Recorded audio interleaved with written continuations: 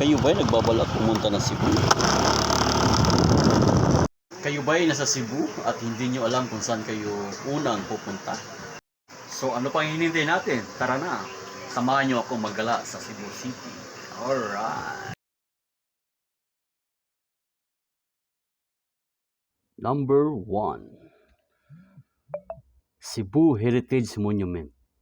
Ang Cebu Heritage Monument ay kilala rin bilang Parian Monument.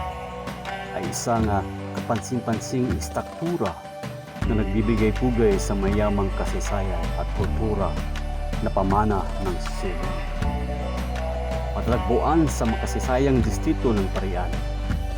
Ang napakalaking tableyo na ito ay pinasiyahan noong 2000 at mahusay na ginawa na kilalang Pilipinong sculptor na si Edgardo Castrillo. Ang monumento na pangunahing gawa sa tanso at bakal ay nagtatampok ng kamangamanghang pagsasama-sama ng mga eskultura na kumakatawan sa mahalagang kaganapan at personalidad mula sa nakaraan ng Cebu. Ilan sa mga kapansin-pansing eksenang inilarawan ay ikinabibilang ang labanan sa Mactan sa pagitan ni Lapu-Lapu at Ferdinand Magellan. Ang pagdating ng mga kolonyalistang Espanyol, ang pagpapakilala ng Kristiyanismo at ang lokal na revolusyon laban sa pamahala ng mga Espanyol na humantong sa pagkakatatag ng unang Republika ng Pilipinas. Bilang karagdagan sa mga kasaysayang kaganapan, ang monumento ay naglalarawan din ng mga kilalang personalidad tulad ni Raha Humabon, ang pinuno ng Cebu na tumanggap kay Magellan, Lapu-Lapu, ang magiting na magdirigma na lumaban sa kolonyalista, at si Sergio Osmeña, isang Cebuano statesman na naging ika-4 na Pangulo ng Pilipinas. Ang pagbisita sa Cebu Heritage Monument ay isang natatangi pagkakataon upang suriin ang kasaysayan ng lungsod at pahalagahan ang mga kontribusyon ng mga tao nito. Maglaan ng oras sa paglulugad sa monumento at sa masimot na mga detalye nito. At isayaw ang iyong sarili sa mga kwentong humubog sa pagkakilanlan ng Cebu. Number 2. Casa Gorordo Museo. Ang Casa Gorordo ay isang museo ng bahay na matatagpuan sa kasaysayang distrito ng Parian ng Cebu. Ang pinakamatandang lungsod sa Pilipinas. Itinayo noong 1850s. Kabuhay ito sa ilang mahalagang pagbabago sa lipunan na humubog sa makabagong pagkakakilanlan ng Pilipino. Ang paglilibot sa bahay ay nagbibigay ng mga bisita ng mga insightful na sulyap sa kasaysayan ng Cebu at ang mayamang pamana ng kultura ng mga Cebuano. Ang museo ay isa sa mga National Historical Landmark ng Pilipinas. Casa Gorordo Museum. Number 3. Port San Pedro.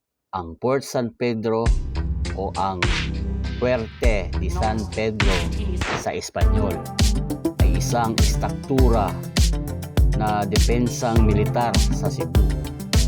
Tinayo ito ng mga Kastila sa ilalim ng pamumuno ni Miguel Lopez de Legazpi, ang unang gobernador na kapitan general ng Pilipinas.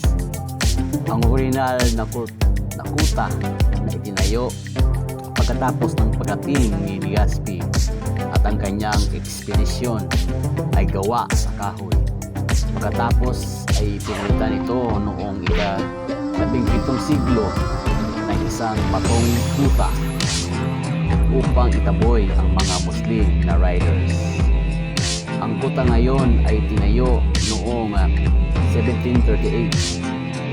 Ito ang pinakamatandang tatsulok na baluarte sa bansa. Ito ang nagsilbing embryo ng pinakaunang pamayanaang Espanyol sa Pilipinas. Sa pagtatapos ng ika-19 na siglo sa panahon ng Rebolusyong Pilipino, ang kuta ay sinilakay, kinuha ng mga Rebolusyong Pilipino na ginamit ito bilang isang buog. Ang Fort San Pedro ay tatsulok na hukis. Ito ay may dalawang panig na nakaharap sa dagat at sa ikatlong panig ay nakaharap sa lupa. Ang mga gilid na nakaharap sa dagat ay binabantayan ng kanyon at ang harap ay may matibay na bakod na gawa sa kahoy. Ang tatlong baluarte nito ay pinangangalang La Concepcion o Timog Kanluran, Ignacio de Loyola, Timog Silangan, at San Miguel, Hilagang Silangan. 14 na kanyon ang naayos sa kanilang mga lokasyon at karamihan sa kanila ay nandoon pa rin hanggang ngayon.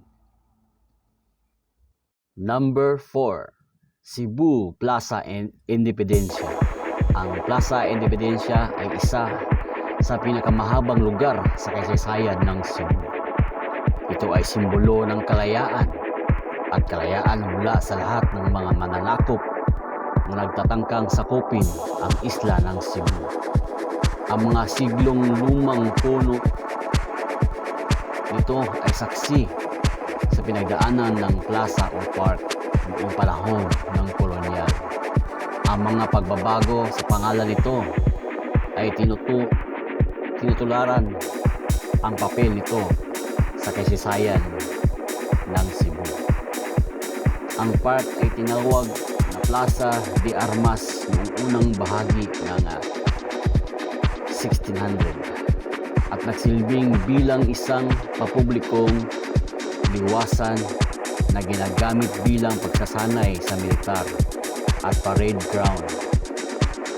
Nang maglaon, nagkaroon ito ng pagpapalawak upang maabot ang mga kalapit na ari-arian ng Katedral ng Cebu at tinawag na Plaza Mayor noong panahon ng Kastila. Ang pangalan nito ay pinalitan ng Plaza Maria Cristina bilang parangal sa nanaig na reyna. Ang pangalan ito ay muling pinalitan ng Plaza Libertad noong panahon ng kolonyal ng mga Amerikano upang kilalanin ang kalayaan mula sa pamumuno ng mga Espanyol, nang ang lahat ng mga kolonisador ay umalis sa bansa at ang lupain ay nakamit ang tunay na kalayaan. Sa wakas ay nagkaroon ito ng pangalang Plaza Independencia noong 2006 nang itinayo ang isang tunnel na nag-uugnay sa Cebu City sa South Road Properties or SRP. Ang mga pre-Hispanic na buto ng tao at ilang mga earthenware ay natuklasan sa panahon ng paghuhukay. Number 5, Museo Sugbo. Ang Museo Sugbo ay matagpuan sa dating Cebu Provincial Detention and Rehabilitation Center or CPDRC. Minsan itong tinawag na Cárcel de Cebu, ang kulungan ng probinsya ng Cebu. Ito na ngayon ang Cebu Provincial Museum. Ang museo ay idinisenyo Domingo de Escondrillas noong 1869. Siya lang ang arkitekto noon sa Cebu noong panahon iyon. Ito ay original na inumungkahi na maging pangunahing bilangguan para sa distrito ng Bisaya dahil sa medyo malaki ang sukat nito noong ito ay itinayo. Nagsimula ang konstruksyon noong 1871. Ito ay pinaniniwalaan ng mga coral block mula sa giniba sa simbahan ng Parian ay ginamit sa pagtatayo ng mga bahagi ng kulungan. Number 6, Cebu Provincial Capitol Building.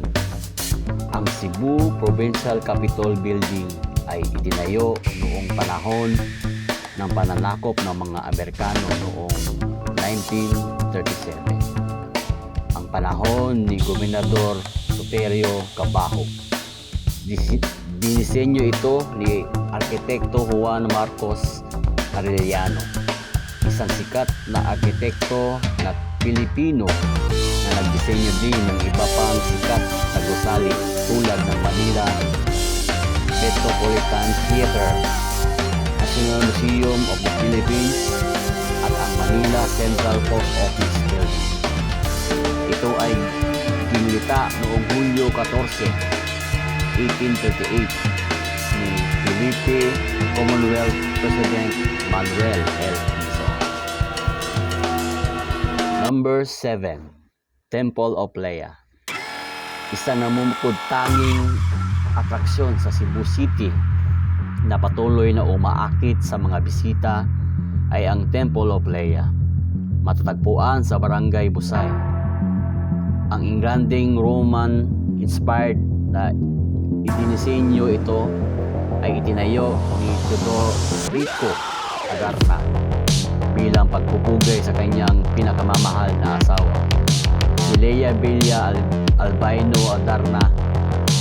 Sinasagisag ito ang walang hanggang pag-ibig at debosyon. Nakakuha ng puso ng mga lokal at turista sa nakamamanghang arkitektura at malawak na tanawin ng Cebu City. Number 8. Cebu Sirao Flower Garden. Kilala ang Amsterdam sa Netherlands sa mga nakamamanghang hardin ng bulaklak, kung saan ang makulay na hanay ng mga makukulay na bulaklak tulad ng mga hyacinth, daffodils at tulips ay lumikha ng isang napakabighaning display na nakakaakit sa mga mahilig sa kalikasan at turista. Naghahanap ka ba ng kaakit-akit na magtabaka sa Cebu? Makaribal sa sikat ng mga hardin ng bulaklak ng Amsterdam. Huwag nang tumingin pa sa Sirao Flower Farm. Isa nakatagong hiyas, kilala bilang New Amsterdam ng Pilipinas. Number 9. Buwakan ni Alejandra. Isang bagong atraksyon sa Gaas, Balamban, Cebu. Ang nagsisilbing daan sa Katanyagan. Ito ay ang bagong bukas na Buwakan ni Alejandra. Matatagpuan sa humigit kumulang 32 kilometros mula sa lungsod. Ang charismatic garden ay nakakaakit sa mga turista at mga bisita na mga bisita sa mga bisita na sakupin ang mahahabang paglalakbay para lamang masaksihan ang kagandahan nito. Ang pangalang Buwakan ni Alejandra or Alejandra's Flower Farm ay nagmumula sa salitang Bisaya na buwak na nanguhulugang bulaklak, at Alejandra pangalan ng biyanan ang pangalan na biyanan may-ari at landscaper na si Eleuterio Ipata. Ang pangalan ay binigay bilang pangarangal sa pag-ibig ni Alejandra sa mga bulaklak. Number 10. Cebu Taoist Temple. Ang Cebu Taoist Temple ay binuo ng dalawang natatanging seksyon. Ocean Temple. Tinayo ang isang hiwalay na komunidad ng Chino. Ang templong ito ay hindi bukas sa publiko. Pangunahing templo or main temple. Ito lamang ang na-access na bahagi na tinatanggap ang mga mananamba at bisita. Pinapasukan ng Tiano ay ang isang replika ng Great Wall of China na nagtatagda sa isang marilag na tono para sa pagbisita. Sa loob, nagtatampok ang templo ng chapel, library, souvenir shops at wishing well. Nagbibigay ang maluwag balkoni ng nakakamanghang tanawin ng Cebu City. Nagdaragdag sa matahimik na paligiran ng templo. Thanks for watching.